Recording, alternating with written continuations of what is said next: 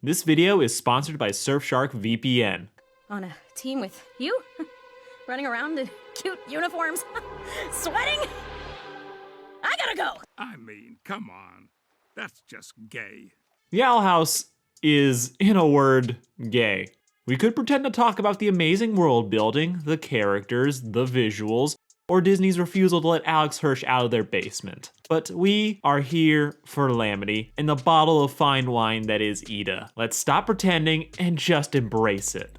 Embrace Disney's first gay character and just appreciate how magical this show is, in spite of the mouse's attempts to ruin its third season.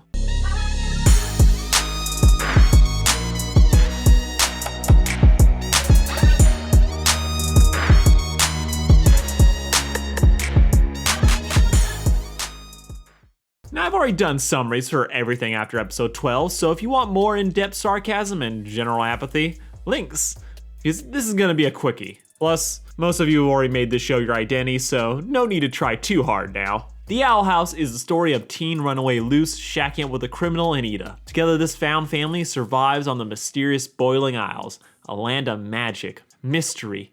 It's what you'd get if Flapjack had a baby with Star versus the forces of evil. Idiot Queen Luce is here for the adventures and to learn magic, make friends, enemies, and whatever the cootie is supposed to be. There's an evil empire, plucky teen girl, you get the YA picture. It's a fun ride, so let's cut out all the context and summarize it.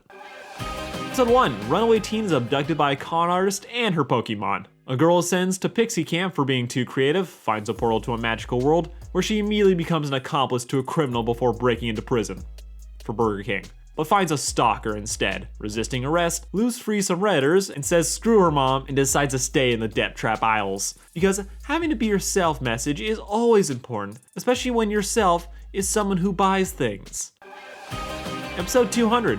Buy Surfshark VPN. Now this is gonna look real official for about 30 seconds, and I'm gonna cut back to Owl House to lure the skippers back in. But Surfshark VPN is an amazing product that, honestly, real talk, I think everyone should use. VPNs are an essential in today's society where everything we do is online, including our personal information, our credit cards, our debits, that other stuff. And with incognito mode being a dark mode colored lie, you need a way to protect yourself, your data, and your family in that order. And with Surfshark VPN, it couldn't be easier to start. Subscribing to Surfshark is super easy, and with promo code Sarcastic, you can get it for 83% off and 3 months free. What makes Surfshark so special is it's easy to set up because with a click of a button, you're protected, giving you the ability to make it look like you're in different countries, which will give you access to region-locked content. Like currently, I just finished watching Jujutsu Kaisen on Japanese Netflix, and now I'm in England, reminding myself how much I hate Ghibli films. With Surfshark VPN, the world is safe and yours to explore. And don't worry about having to get multiple accounts for each device.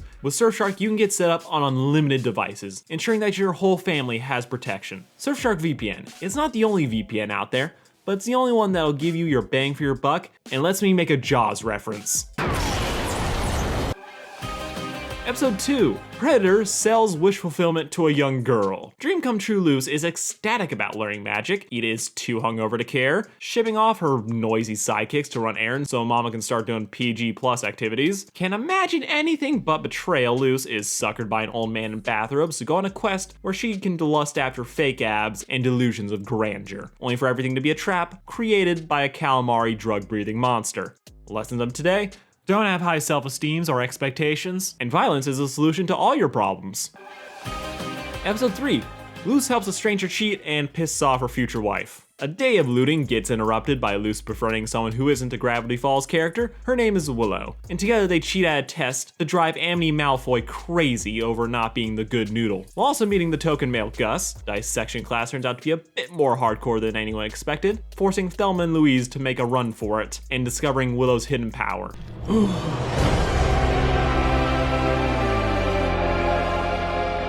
Time people up. This gets Luce banned, much to her criminal mama's delight.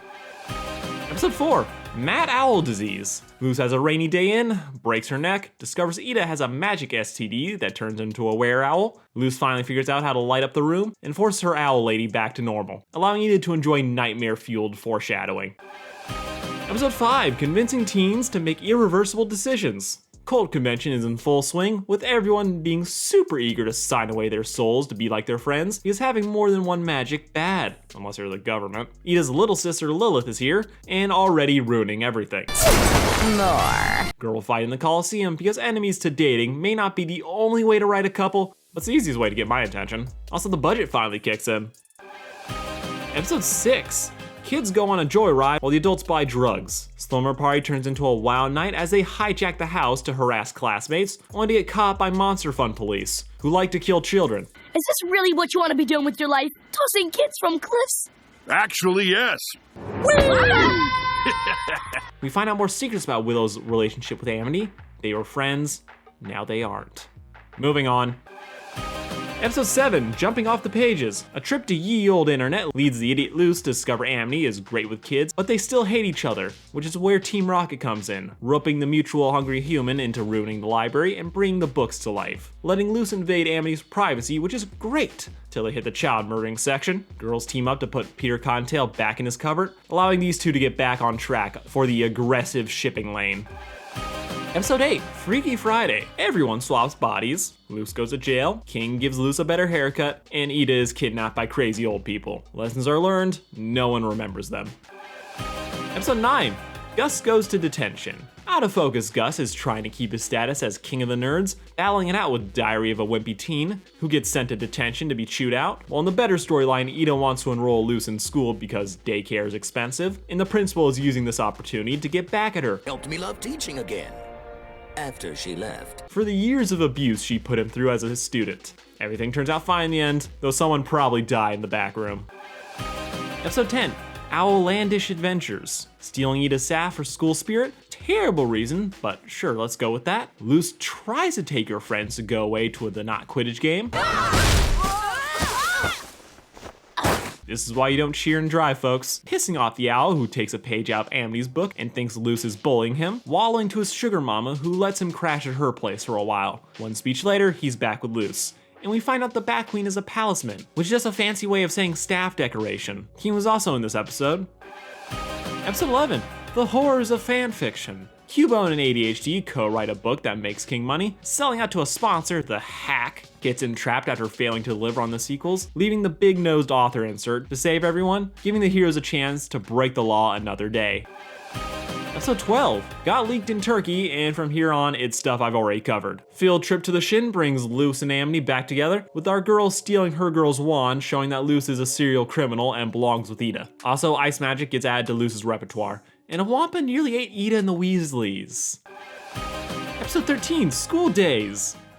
The actually good version. Luce is happy to finally learn magic she can't use, but is sad when the school wants her to commit to a color. Getting adopted by the Breakfast Club, she finds an alternative way of learning, defeats the patriarchy, and does the whole Chamber of Secrets plot. Also, young Ida was adorable. Episode 14, King's the worst. King becomes a possessive little shit when he realizes Luce is seeing other people, causing him to shrink her friends so he can hog her all to himself, which then gets sidelined when P.T. Hammond shrinks all of them for his exploitative extravaganza. Escaping the death trap, this King learned how to sacrifice a $3 keychain. Everything is forgiven because resolutions. And he has spent the whole episode avoiding hard time by clowning around. Episode 15, more context. The Boiling Isles are from a time period pre-giving a shit about kids, meaning that they can do whatever they want, like imprisonment, and leaving parts of their brain on the table. Memories are the pictures, and Amity burns Willow's because she's embarrassed about her old life. Though her current friend group are the real laughingstocks. Forced to fix this, they head into Willow's mind, where after shifting through the boring stuff, her inner vengeance tries to kill them, before revealing how Amity destroyed Willow's self-confidence. It was brutal, Amity felt horrible, and everyone's gonna pretend to be cool with it. Episode 16, more please. Everyone is hella gay, Amity's crush is confirmed while Luce is being a bi queen. Also, someone is pretending to be Luce for her mom. Episode 17, the Dodgeball Quidditch Slam Dunkathon with traps. Amity stopped being a mean girl, so Girl Tom is the school's new antagonist. Basha has turned bullying Willow into an art form, forcing Luce to call a sports challenge thing, and Green Girl is too much of a mood to join. Power of friendship fails, the snitch is a dumb, friends for life. Half of them won't be invited to the wedding though. Episode 18, ah yes, the get episode. Luce's tour of the government leads to her getting beaten by the government. Lilith wants to do what's best for her sister, and what's best for her sister is what Lilith decides. Kidnapping her human, forcing another fight with her sister, who's too sick and compassionate to win. Secrets are revealed. I am better than you. And why were you so easy to curse? Best Girl is captured. Also, the Emperor is juicing talismans and has a closet full of Shengong Wu. Maybe these will be relevant. Maybe they were fun Easter eggs. Episode 19. For real, just watch my video about this one. Luce saves the day, Belos uses tech to control magic, and is building a Gravity Falls portal in this basement. Also, Lilith got the owl disease from her sister, leaving both of them near magicless, and Luce has been left without Wi-Fi, so everyone's having a hard time. Well, that's all I wrote this time around. Honestly, I made this just because I was already rewatching season 1. I was like, might as well complete the episodes I didn't talk about. And honestly, I'm expecting season 2 to be even better than season 1. Though the whole season 3 being shortened to 3 TV movies is really annoying. If they tell the story well, they'll tell it well. But you guys stay tuned because I'm gonna try to do mini reviews. Because I'm not gonna do sarcastic summaries week to week like I did. Instead, I think I'm just gonna try to do mini reviews, like just 5 minutes, give my thoughts on every Owl House episode as they come out. And if you guys want to stay up to date, subscribe. Peace out, everyone. Like, share, yada yada. Have a good one.